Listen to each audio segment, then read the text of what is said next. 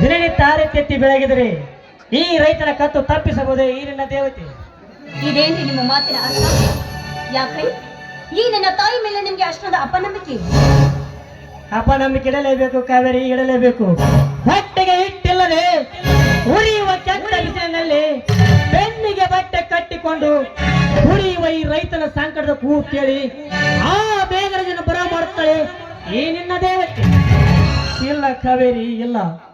ಕಂಡವರ ಹತ್ತಿರ ಸಾಲ ಮಾಡಿ ಬೀಜ ಗೊಬ್ಬರ ತಂದು ಹಬ್ಬರಿಂದ ಬೆಳೆ ಬೆಳಿಬೇಕಾದಾಗ ಮಳೆ ಇಲ್ಲದ ಬೆಳೆಯನ್ನು ಕಂಡು ಆತ್ಮಹತ್ಯೆ ಮಾಡಿಕೊಳ್ಳುವ ಈ ನಮ್ಮ ರೈತರ ಸಾವು ತಡೆದು ನಿಲ್ಲಿಸುತ್ತಾಳೆ ಆ ನಿನ್ನ ದೇವತೆ. ಇಲ್ಲ ಕಾವೇರಿ, ಇಲ್ಲ. ಕಣ್ಣು ಮುಚ್ಚಿ ಕುಳಿತುಕೊಂಡಿರುವ ಈ ಕಲ್ಲು ದೇವರಿಗೆ ಕರುಣೆ ಎಲ್ಲಿಂದ ಬರಬೇಕು ಕಾವೇರಿ, ಎಲ್ಲಿಂದ ಬರಬೇಕು? ಸ್ವಾಮಿ, ಏನ್ರಿ ಇದು? ಈ ನಿಮ್ಮ ಬಾಯಿಂದ ಅಪಶಕುನದ ಮಾತು. ಈ ನನ್ನ ತಾಯಿಗೆ ಏನಾದ್ರೂ ನೀವು ಚುಚ್ಚಿ ಮಾತಾಡಿದೆ ನಿಜವಾದ್ರೆ ನಾವು ಹುಚ್ಚರಾಗುವುದರಲ್ಲಿ ಯಾವ ಸಂದೇಹನೂ ಇಲ್ಲ. ನೋಡಿ, ಮೊದಲು ತಲೆರಿದ್ದ ವಿಚಾರನ ತೆಗೆದು ಹಾಕಿ ಬನ್ನಿ.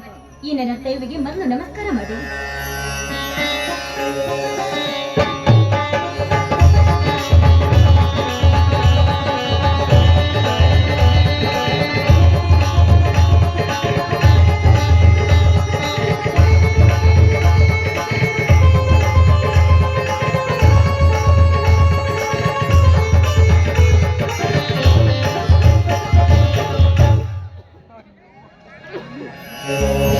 ಆಯ್ತು ಕಣೆ, ನಿನ್ನೆಷ್ಟರಂತೆ ಆಗಲಿ.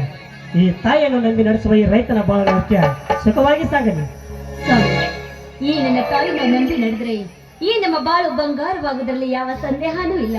ಸರಿ, ಹೌದು.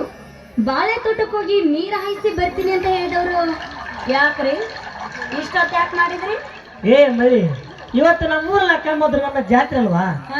ಹೊಲದಿಂದ ಬರುವಾಗ ಸ್ವಲ್ಪ ಜಾತ್ರೆ ಸುತ್ತಾಡಿಕೊಂಡೆ ಬಂದೆ ಕಣೆ, ಅದಕ್ಕೆ ಲೇಟ್ ಆಯ್ತು.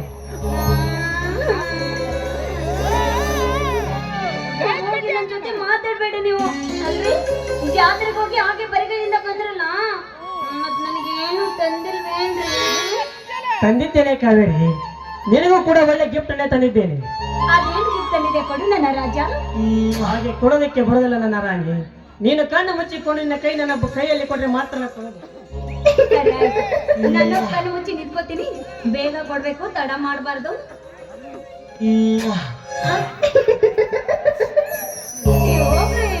ನೀವು ರೀತಿ ಎಲ್ಲ ಮಾಡ್ಬೇಡಿ, ನಂಗೆ ನಾಚಿಕೆ ಆಗತ್ತೆ.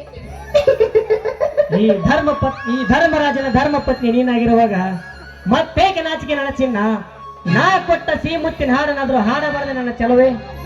ಆಯ್ತು ನನ್ನ ಪತಿ ದೇವ, ಬನ್ನಿ.